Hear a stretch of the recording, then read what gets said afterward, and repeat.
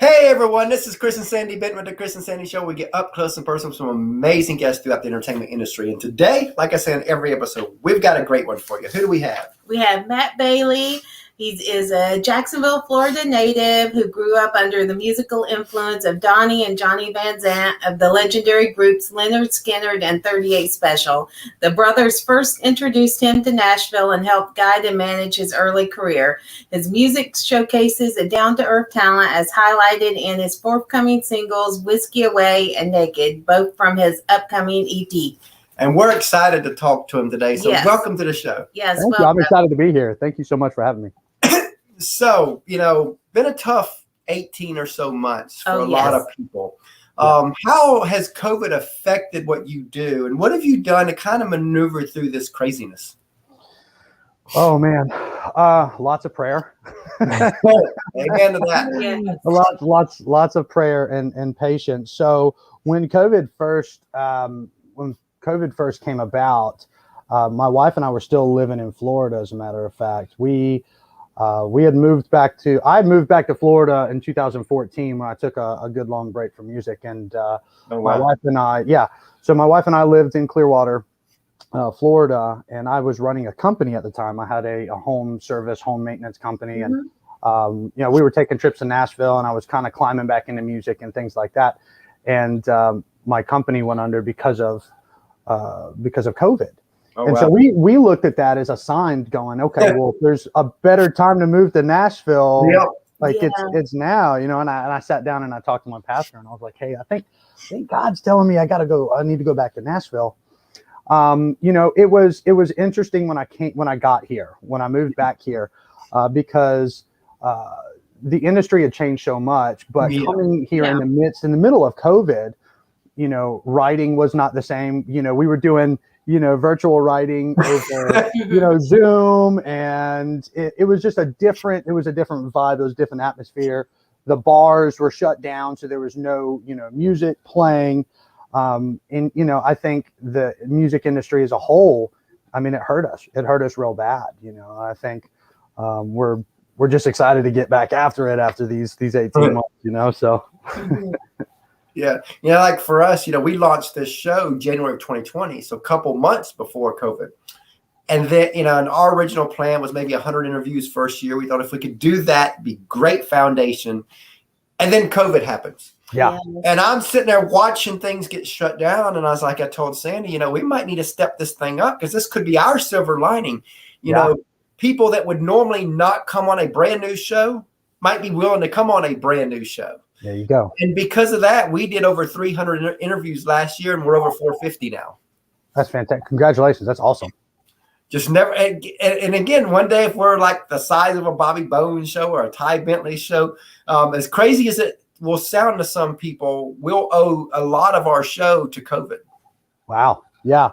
Well, I think there has been some good, right? There's been some good things that COVID has opened up opportunities and doors for others. That, it's hard to see those, right? Because, the media is so focused on the negative that is the only thing that we can see is the negative.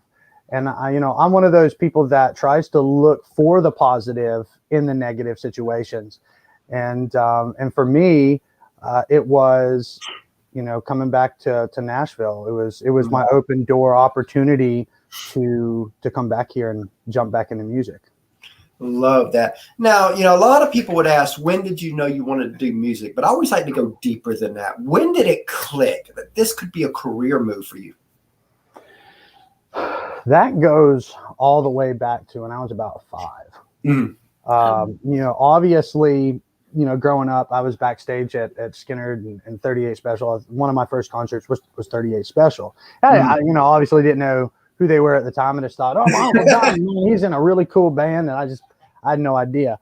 But no idea. I was like, why are these people so crazy? Like, what? I didn't get it. But I remember sitting on the living room carpet when I was, about 5 years old, and I watched Garth do an HBO special, and I was so captivated. I was like, oh my goodness, And it was in that moment that I was kind of like, man, I want to do that. And I started dressing like them and walking around the house, cowboy hats and boots on and everything like that, which is not the typical kid from Ponte Vedra Beach, Florida. You know, it's not what you do. You know, and I think what really solidified it was watching Donnie Van Zant on stage running around. And I was about 10 years old, and it kind of just dawned on me, this is what I want to do. You know, I want to spend the rest of my life playing music. And I'll never forget it, because I told Donnie that. I was sitting on the couch in his living room. We were it was around the holidays or something like that, and I told Donnie, I said, I want to be a rock star. I want to be a singer. And he kind of just laughed, and he goes, Matthew, you sure that's what you want to do? It's like, you know, come on, why don't you go to college and, you know, become a doctor, do something like that? You don't want to do this. And I was like, yeah, I do. You know, so and that's how they got involved, was, you know, if I graduated from high school, that was their deal. If you graduate from high school, stay out of trouble, we'll help you. Oh, wow. So, yeah. So it was an incentive, you know, for sure. Yeah. You got a huge stepping stone in that. I did. I was very fortunate, very blessed to have the guidance of those guys. I learned a lot from them. You know, and I'm grateful to this day, you know, and their name still opens doors for me, you know, to this day. So, wow. You know, very And you know, and that's really what it's about out there. You know, sometimes you see people that are big rock stars, big musicians and all that. And when they do that helping hand, you get, sometimes society wants to say, oh, that's not fair. But isn't that what it's about? That somebody reaching down and actually helping the next generation to do what they do.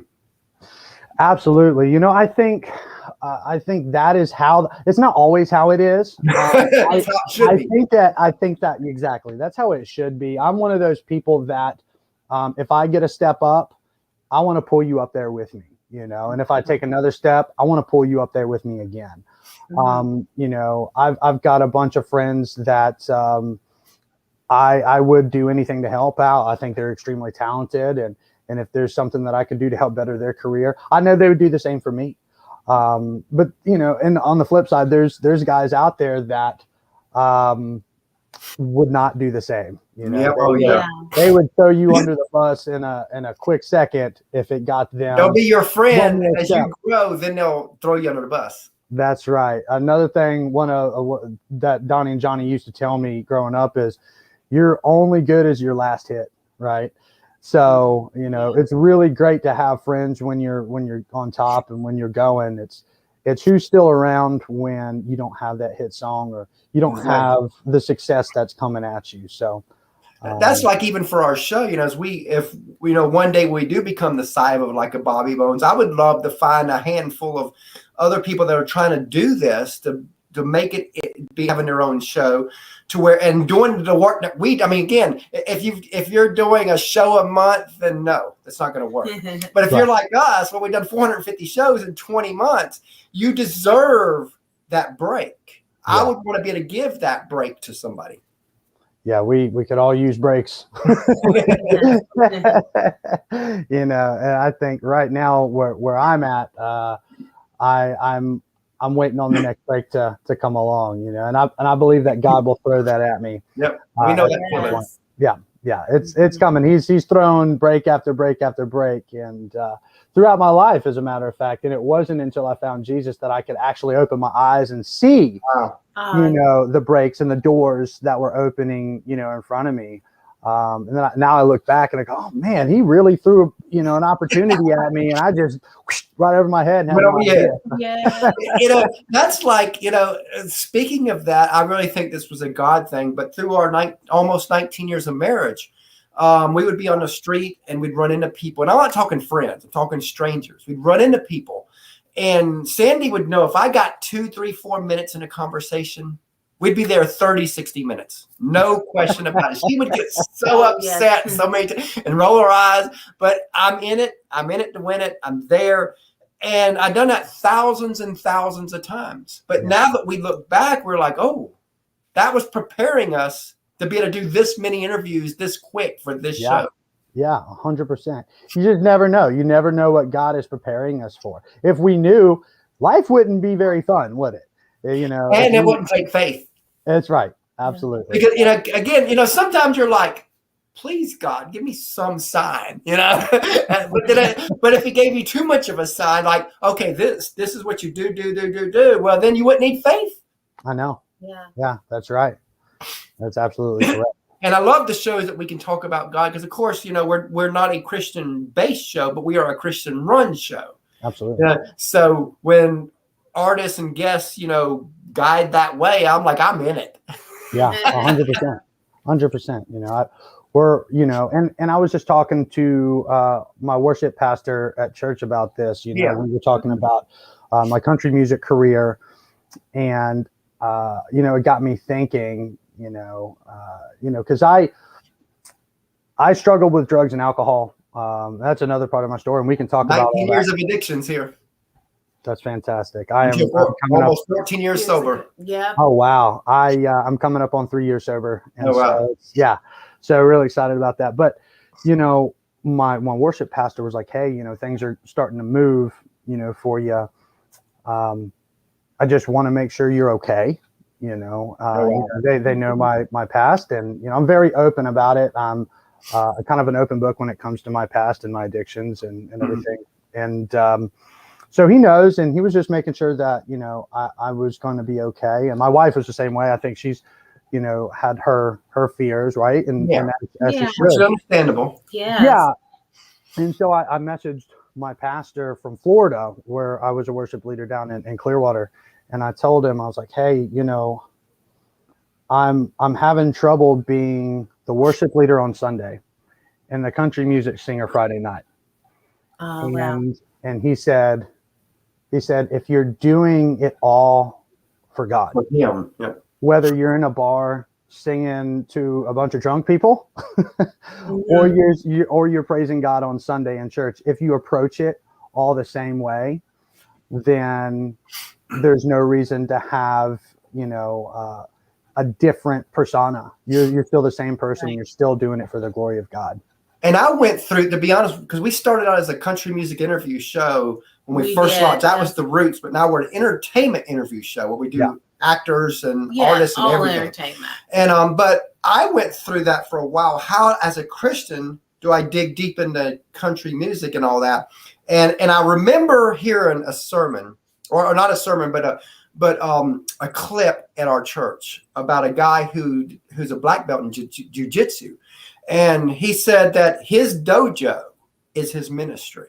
He says, I don't preach to these guys, but they come to me and I'm able to then lead them to God. He says, I do my thing and it opens doors. Yes. To lead to God. And I was like, okay, that I needed to hear because again, the Christian, that's why sometimes I think in this day and time, if somebody wants to be a Christian artist who can sing country, in my honest opinion, think that they should do country and sing some Christian, because once you go that Christian route, they will shun you if you do anything outside of it. I know. It's crazy. I mean, look at Chris Tomlin right now, right? Mm-hmm. You know, I think he really stepped outside the box with that Friends album that he did. You know, all of the Friends were country artists. You know? Yes. And here's the thing: we all know each other. You know, the Christian industry is in Nashville. Yeah, exactly. Right. Everything is done here. All the same songwriters, all the same producers and studio engineers and session players. It's all the same guys, you know, and I truly believe, and I've been told by many pastors, that I should do country worship because it's not a thing. It hasn't really been done. You know, and I was like, there's something to that. If God leads me down that path, I will do it with open arms, you know. You know, and that's just kind of how I approach life today. People ask me, well, where do you see yourself in 5 years? Well, I don't know. I've stopped making plans. and you can't listen to the crowd because we had an interview that's kind of out the box not long ago. We did recently. With the 2021 Playboy Playmate. Okay. And right, I had some people private message me saying, are you sure you want to do that? That might not look good. I'm like, look, she's human. If you're going to dehumanize her, I'll rehumanize her back. 100%. Because she's human just like I am. Yeah. Mhm. We want her story. We want the story of, what led to this and led to that. And it was one of the best shows we did, to be honest. Yes. And that's the thing, right? There's different kind of Christians out there, right? So the judgmental ones, oh, you shouldn't do that. She posed naked. That's not godly. No, what's not godly is judging her for doing what she did. Exactly. Right. So, I think we run into that a lot in today's society. There's so much judgment going around that people aren't focused on self anymore. They're more concerned with everybody else and the surroundings and people, what their thoughts and their feelings are on everything instead of themselves. That's right. Absolutely. And focusing on Christ and becoming the better version of themselves and being more like Christ, because that's what we all strive to be. Exactly. Because like the other day, I posted on Facebook a post that said, I don't look at the hypocrite of the left. I don't look at the hypocrite of the right. I look at whether I'm the hypocrite or not. And sometimes I am. So I have to fix that. Yeah. And it's really easy to fall into that. Yeah, because sometimes you catch yourself and you're like, okay, I am actually the hypocrite in this one. Oh, yeah. And especially in today's society where it's just so divided, it's really easy to get caught up into that. So I try and look at everything with open arms and my eyes wide open and kind of just my blinders are off and just kind of trying to feel the right thing, because exactly we're in a mess right now in America. We really are. Yeah. Now, as you know, a lot of people, they see the glory of like a Blake Shelton, of a Miranda, of a Carey, but they don't see the grind, the sacrifice, the tears, the struggles it takes, not just to get to their level, but even a career level within music. And I always want to talk about this side of it because I think that it's one of the most overlooked things out there because people think, oh, I got the talent, I can make it. It's just not that simple.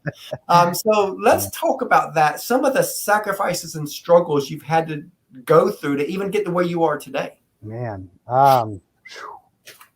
there's a lot there with that, and I know I can speak for a lot of people on that. I think going back to when I came to Nashville, originally I was 19 years old.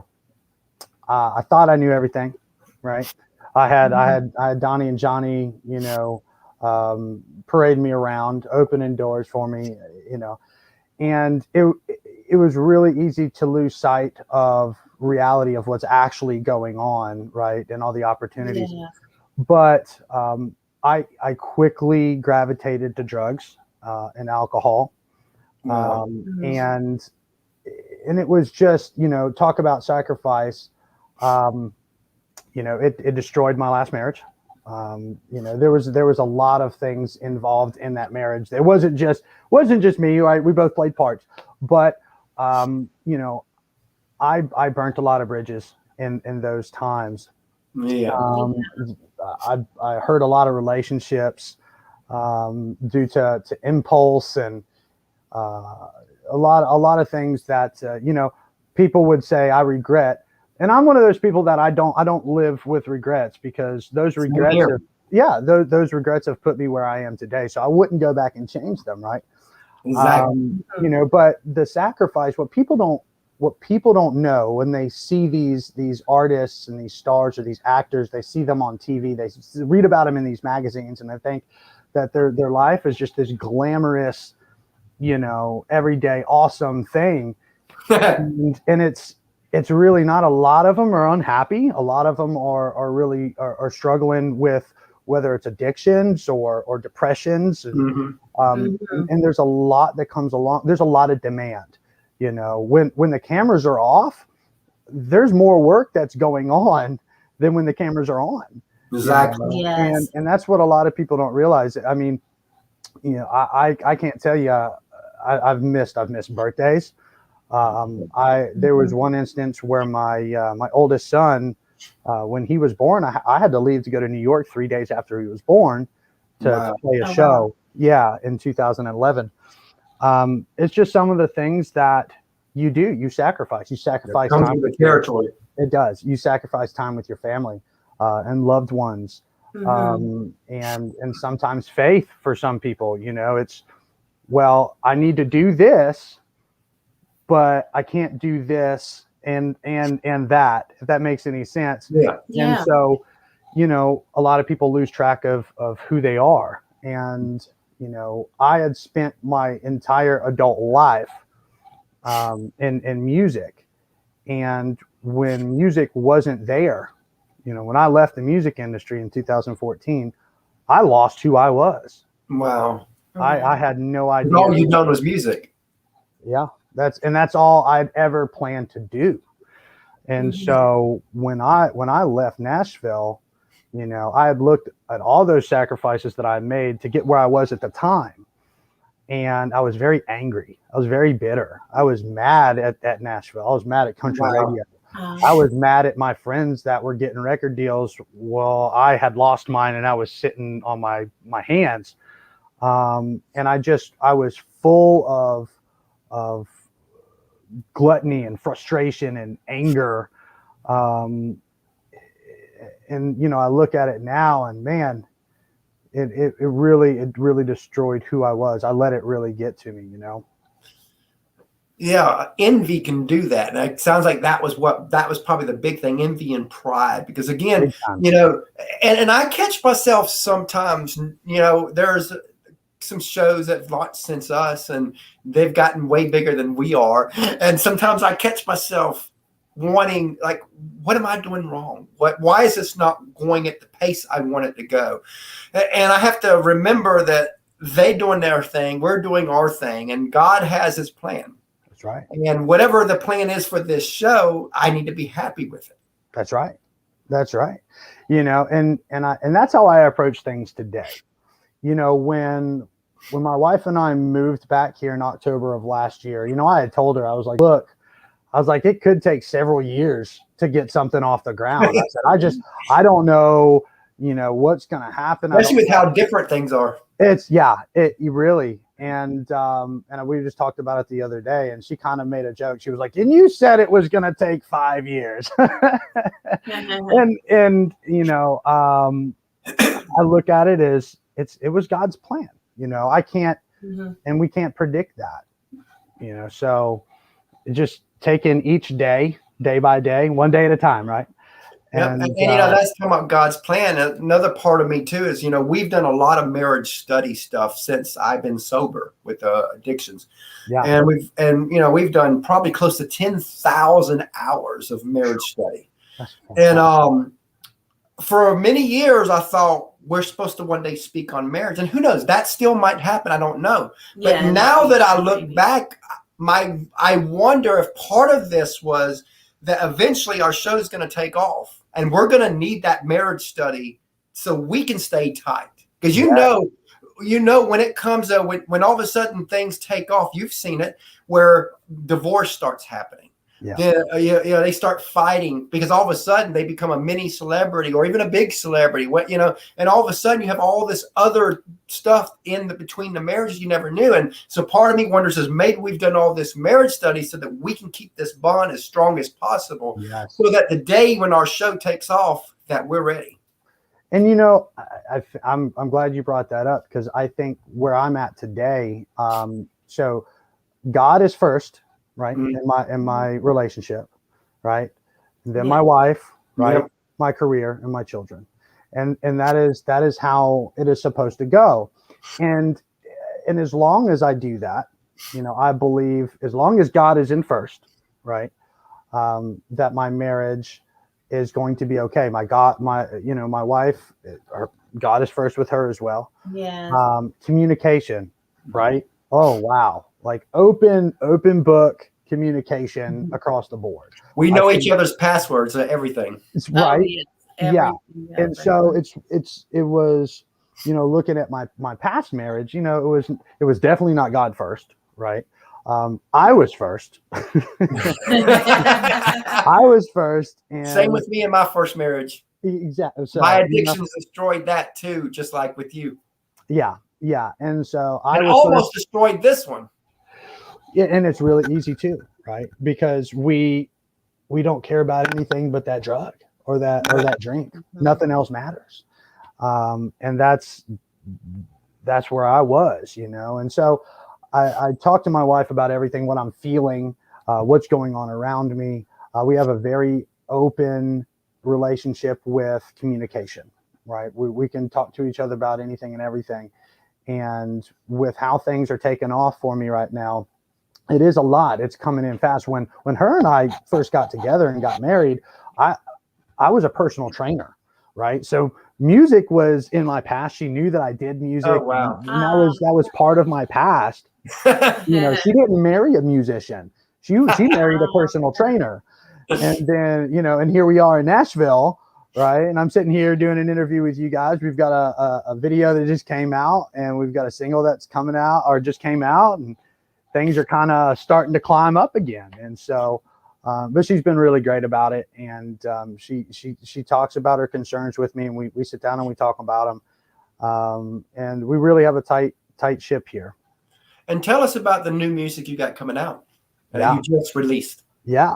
So my first single off this EP is called Whiskey Away.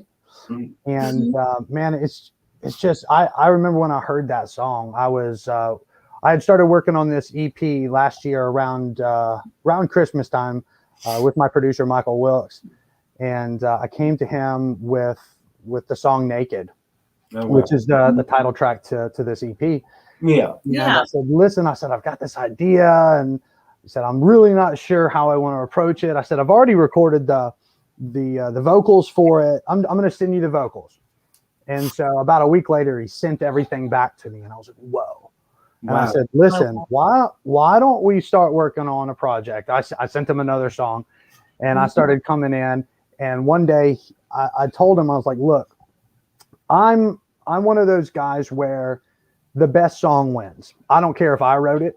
Yeah, I don't care if somebody else wrote it. And that's such a big problem in today's music industry, and I may, be shooting myself in the foot by saying this, but a lot of these record labels are so gung-ho on these artists writing everything. And I get it. Mm-hmm. It's a revenue thing, right? Yeah. They make more, everybody makes more money. But what if your song could be put in somebody else's hands and they run with it? That's another big thing in songwriting I've seen. I've seen some people say, I can't give my songs away like that. And I'm like, well, then people may never hear them. Exactly. And I just remember sitting down and Michael had played me. I was just sitting in the studio and he was just going through song after song. I was like, oh man, that's really good. That's really good. And he played me Whiskey Away. And it's one of those things where you, as an artist, when you hear a song, you're like, I'm cutting that song. It did. You played me a couple others that are going to be on this EP as well.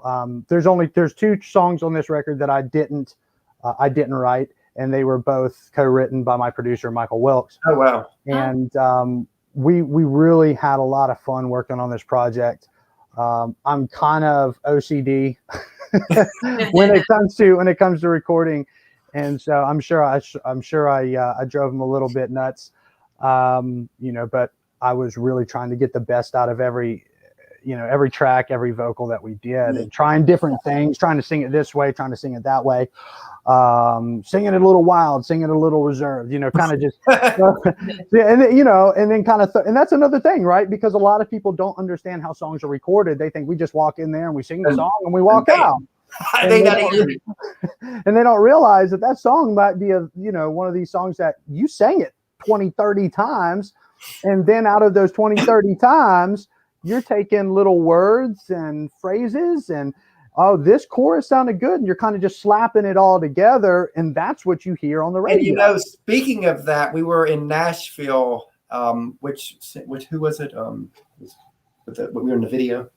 Oh, yeah. The Chris Young. Yeah, the Chris, when he did his last video, he had Nashville show up to be in the video. We were in that crowd, and I was talking to some buddies right there, and he knows the person that was on stage with them, kind of the production side, and he was telling Chris Young he would play sing the song, then sing it again, then sing. He spent a whole hour doing this to try to get. Yes, And funny was Chris Young would say probably a couple more times, and the guy next to me says, "No, it'll be at least 5 to 10 more times." And he was like, it's like because like he said that Chris has got to say that so that keeps the audience, we're pumped because it's the same song. Exactly. Don't go anywhere. and but we're in the video somewhere in the crowd, but that really is like, wow, that they have to do this to get that right footage just for the video. Oh yeah, and that goes to what we were talking about, with the things that go on behind the scenes and the sacrifices, right? Because there's just so much that goes into working on an album and a song, not just an album but a song, and Whiskey Way was one of those songs that we really worked hard on, and we're really proud of it. And I knew that was going to be my first single before we even finished the EP. I was like, this is definitely our lead off single. And we've just had raving reviews about it, and it's been awesome. My fans have been absolutely incredible. It's just been coming back out, after not having, any music out there for 7 years. Wow. The response that I'm getting from critics and from reviews, and it's just been, the timing's right. Yeah, all I can say is I just feel blessed to be where I am right now, because I tell you the truth, 3 years ago I thought I was not going to be here. And here you are. And speaking of all this, as a lot of people, they see the artist, they don't see the teams behind everything. And in our opinion, the teams never get the love they deserve, but on our show, they do. Yes. So if you want to take a few moments just to tell us about the team that helped you be who you are. Yeah. Well, I got to start with Michael. Michael Wilkes and I, we go back several years. Him and I and another one of our friends, his name is Jesse Murphy, and we had a little writing clique that we would write, maybe 3-4 days a week. Mm-hmm. We wrote all the time back in 2013, 2014 time. We wrote all the time, and so I knew when I wanted to start working on this album, I knew who I was going to call to do this with, and he's just an incredibly talented person. Very, very good-hearted person, and I couldn't be more pleased to work on this with him, and I plan on working on everything moving forward with Michael. He's an incredibly talented man, and I would also have to thank Cliff Doyle. He's awesome. Cliff is absolutely amazing, and I knew when I was looking for management and looking for PR, I knew that's who I wanted. There's managers and PR teams all over Nashville, but like when I told Cliff that I wanted to work with him, it was because I believed in him, right? And he didn't have to sell me on all of these things. His name sold it within itself. He's been around. He's respected. He's just an overall good person. And I'm very blessed to be able to work on this whole thing with him. He's just been incredible. And his assistant, and a friend of mine, his name's Cole Perry. He's a Belmont graduate from the music program there, and he has been awesome. I mean, we're talking, he's doing everything pro bono. He's on this team because he believes in what we're doing. And I say we because it's not just me. It's not just Matt Bailie. It is the team, right? It is all of us moving this. So, and I often will refer to we are doing the best we can. We've got a new song coming out. And it's because it's not about me. It's all of us making this thing happen. And he's been detrimental to putting this together. And then I definitely have to throw my wife in there. She has been, my wife has been a great support system. And sometimes I really get down on myself, and she's really good about being the counterweight and picking me back up, and allowing me to see situations that I can't see, Sometimes you get caught up in all of the media and all the stuff that comes with this territory. And it's She really keeps you easy. grounded. She does. She really does. And that's, something that I think all my team members are really good at doing, is kind of keeping me level-headed, keeping me humble. And, and then I think I definitely got to bring in Johnny Dwinell. He has been amazing. He was the director of Whiskey Away, and he's going to be the director of my next single, Naked. And moving forward, his company is Daredevil Productions, and they're here in Nashville. And he is a cool name. Yeah. Yes, And he's a character. He's a really great guy, but he's another one of those guys that would do anything to help you. If he believes in what you're doing, there's no stopping him, and he has a wonderful map for the industry's future with launching artists. He is 100%, and I am as well, with the digital platform versus radio, right? Launching digital. And we get so much more from digital than we could ever learn from radio. And he's just got this incredible business model. And I'm really happy to be a part of the Daredevil team. And I don't want to forget anybody. Definitely. And then, you got to thank God, right? Because he's on my team too. Most definitely. Absolutely. Can't do it without him. That's right. Yeah, absolutely. He's on my team too. I do want to thank a friend of mine. His name is Aaron Pax Taylor. He's a songwriter here in Nashville, and he's a talented guy. And he was one of the first guys that I met when I moved to Nashville. I didn't know anybody. All my friends were these big stars now and don't pick up their phones.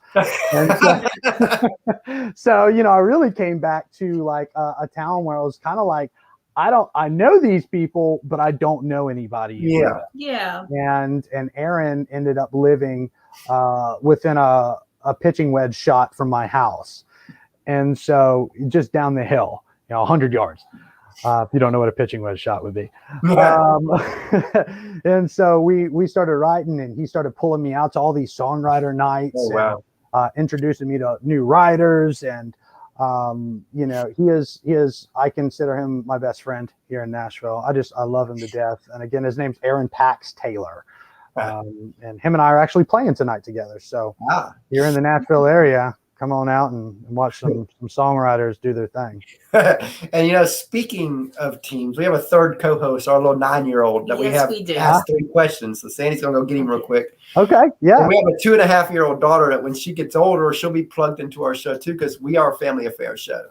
That's well, you know how many kids I have? How many? 6. Wow. You can create a whole band there.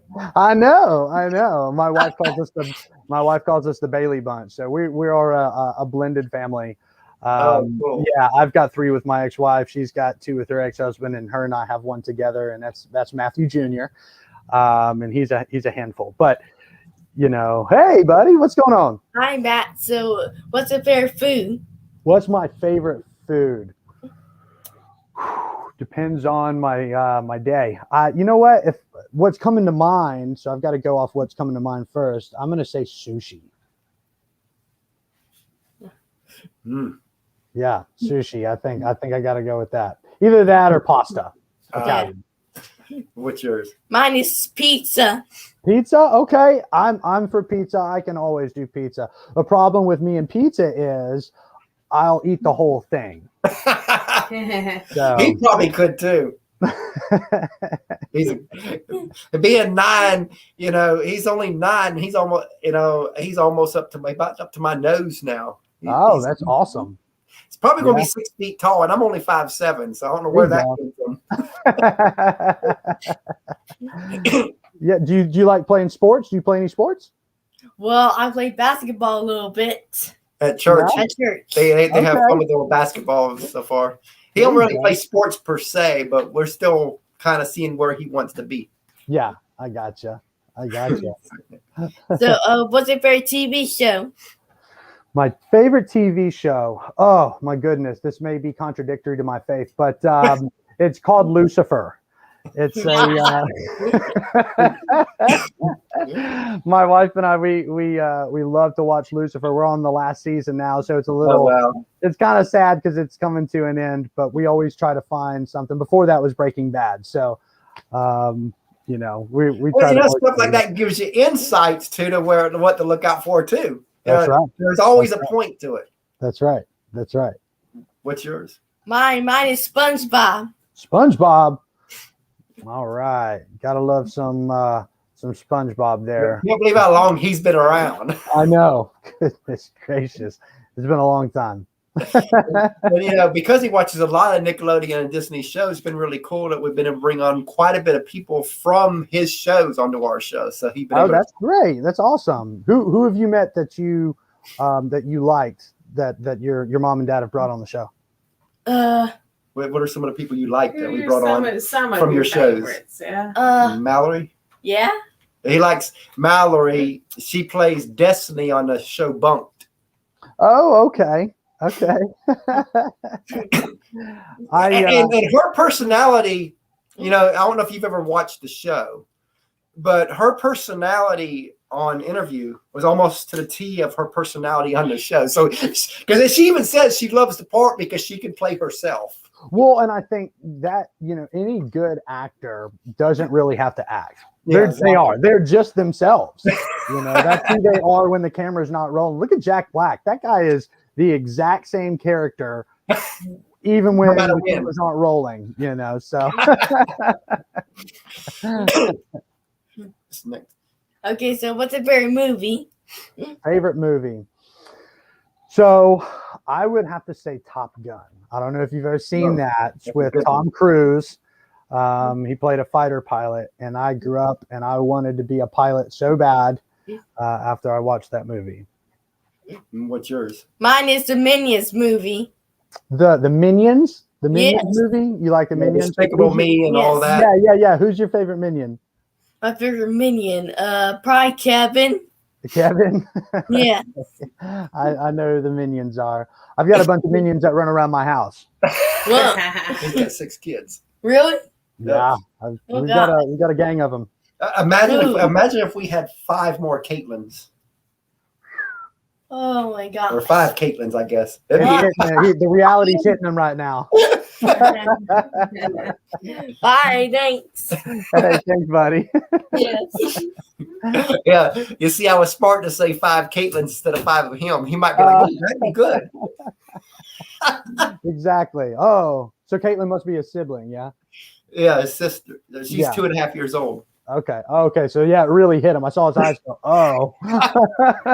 Oh yes, 5 little sisters. That would be great. And she's in that terrible 2 phase. It's like she can be really great 1 minute and have a meltdown, a tantrum. Yeah, you guys can't hear it, but in the background, my 18-month-old is screaming.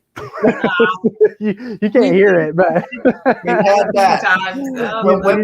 It's funny because when we used to do this show audio, because now we put her down for a nap, and she actually takes a nap during the show. Yes, she does. We've got that schedule. We've got a pattern here. Yeah. But before we did video, so there were times where Sandy would be on because we would use audio, and we had all using phones, and she'd be on one phone line, and she's sitting there trying to clean a poopy while we're on with a 1-year-old Caitlin.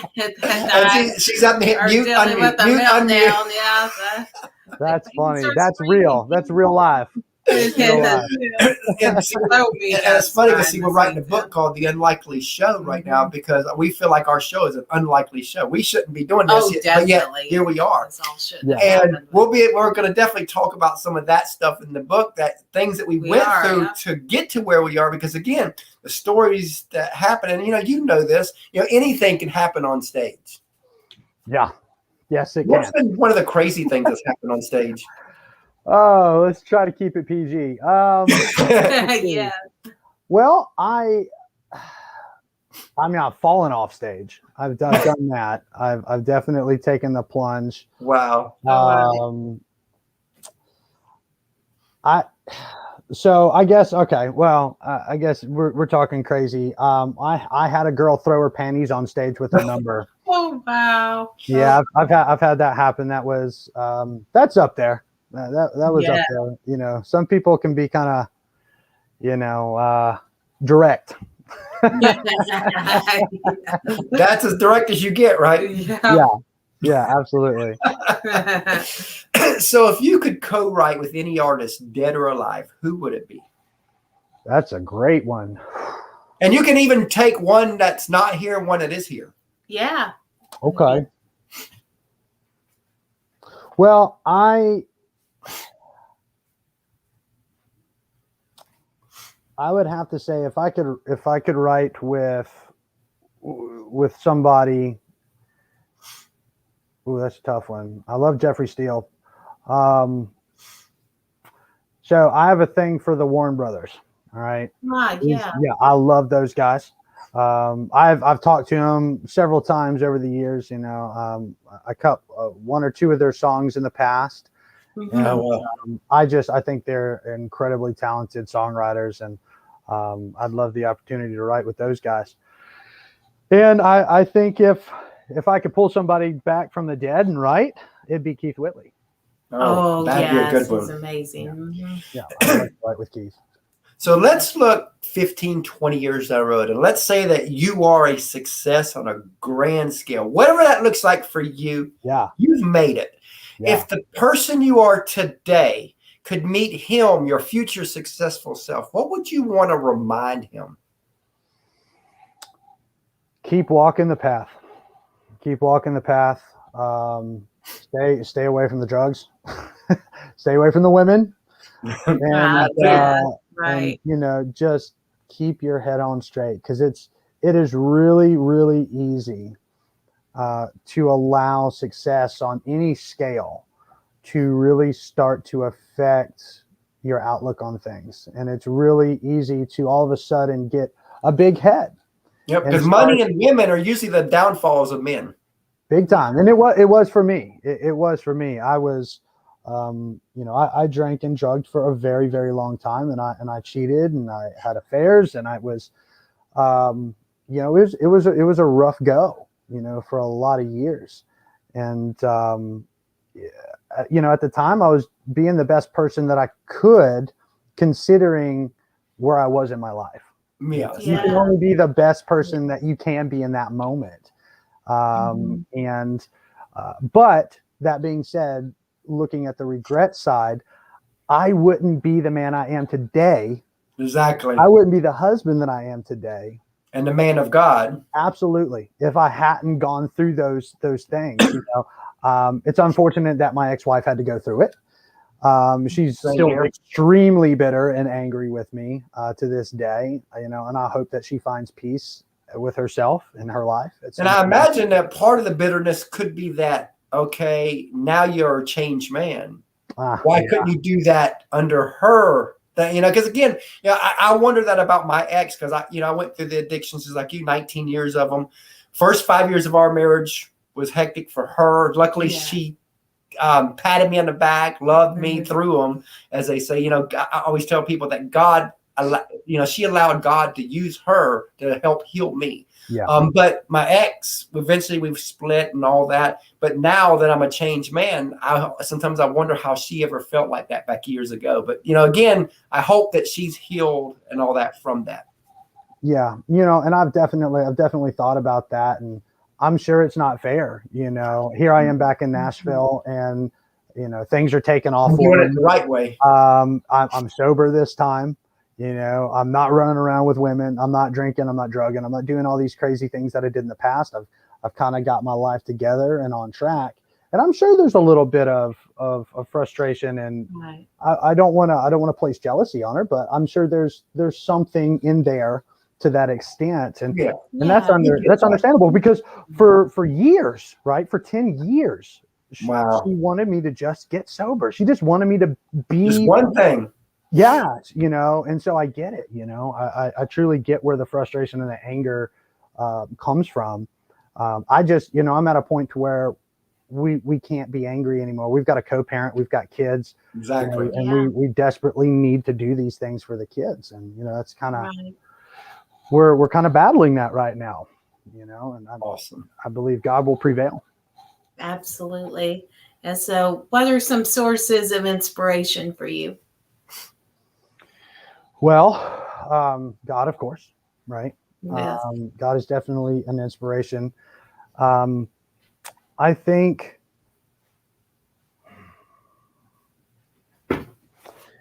looking at my past and where I was, there was a time where I was going to take my own life. I had reached the bottom. And the scary thing is I could have gone deeper. I had reached a point to where I just was like, I'm not going to beat this thing. I can't. I've gone to treatment 6 times. I'm just not going to beat this. I was calling everywhere and there was no treatment facilities open, no beds, nothing. And I just thought, I'm stuck. I want help, but I can't get it. Wow. And I remember sitting, I was drinking so heavily that I had to wake up at 3:00 in the morning to drink some more in order to go back to sleep. Wow. And the shakes, and it was really bad. And I just remember sitting down on the floor. It was like 3:00 in the morning. I had this big handle of vodka, and I would go through a handle a day. And I remember sitting there on the floor, and I thought, I just want to die. I wanted to go grab a knife and go sit in the shower and slit my wrist and die. That's where I was. And something came over me. A voice came over me, and a sensation that said, "Get up. You're not going to die like this. You're not through with your life." And it was this really peaceful feeling. So when you talk about inspiration, that's where it comes from. That is exactly where it comes from, because I was granted a second chance at everything. And from that day forward, I have looked at things completely different. Now, granted, sometimes some of the old me comes out, right? But for the most part, I'm a completely different person. And I believe that I was born again. Yep. And all of the past is gone. And I'm a new creation. That's just like, I remember waking up December 26, 2007. And for the first time in my life, I was drunk on a Christmas day. And I felt convicted. Then I was like, and I remember pleading with God saying that either take this desire away or take me away. I was like, one of them is going to happen. I was at the moment, I was at that moment where it was time to end this, because I was about to destroy another marriage. And I knew my first wife didn't deserve it. She didn't deserve it.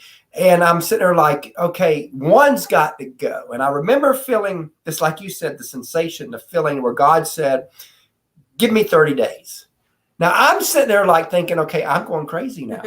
I'm literally going crazy because you're God. Why do you need 30 days? And I'm going, I was like, what do you mean give you 30 days? But see, what I understand now that I didn't understand then is when you read the Bible, every miracle was always preceded by some form of obedience. That's right. My obedience was believing faith that God was going to heal me in 30 days and not drinking. Wow. And I did that, and I've had zero desire since. Wow. And that's an inspiration. 100%. And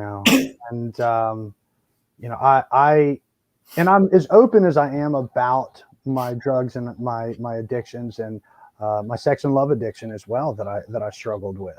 Wow. I'm open about these things because there are people out there that are struggling, that are closeted about these things. They don't want to come out and admit that, they're afraid of the judgment. They're afraid that people are going to look at them as a bad person, right? Oh God, you're doing and cocaine. Some will, but most won't.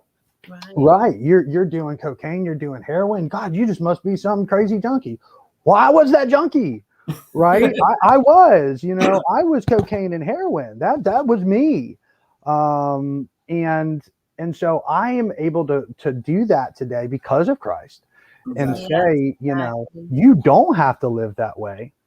And there is a way out, and however you find Christ, right? For me, I owe a lot to Alcoholics Anonymous. I really do. A lot. They helped really guide me to Christ. Yeah. And I won't ever say anything bad about Alcoholics Anonymous. That 12-step program really did set me to where I am today. I'm kind of where I'm at today is, God's now in control of my life, and I just want to spread that word. And if I can, hopefully open a nonprofit at some point that helps, alcohol and drug addiction and helps people find their passion in life and work their way to Christ through that passion. And that is something that I would like to do at some point in time to help people out with the same struggles that I've had. Awesome. Oh, that's awesome. And what would you like for your legacy to be? What would you like to be known and remembered for? A good husband, a good father, just an overall good person. Music isn't who I am. Music is what I do. If people remember the songs that I've written or the songs that I've performed, awesome. But at the end of the day, on my deathbed, I want to be known as a good husband and father, that was caring and loving individual towards all humanity. Awesome. That's truly where I, hope and pray that people see me as. Love that. So as we close out here, tell everybody how they can find you. Yeah. So you can go to mattbailie.com. That's MattBailie.com. That's going to have all my social media stuff. My Instagram is Matt Bailie Official. And there's a lot of updates on there. Come follow me on Instagram. There is a lot of Facebooks out there on me right now. Some fans have created some. There's some, and so we're trying to consolidate them all down. But I do have a personal one, and I will accept you if you come and click on it. But definitely the mattbailie.com.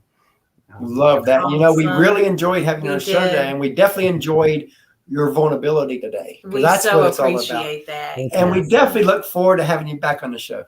Absolutely. We'll talk when Naked comes out. Sounds great. Sounds great. Tell Cliff to let us know. Yeah. Absolutely. Thank you guys so very much for having me. I really appreciate it. You have a great day.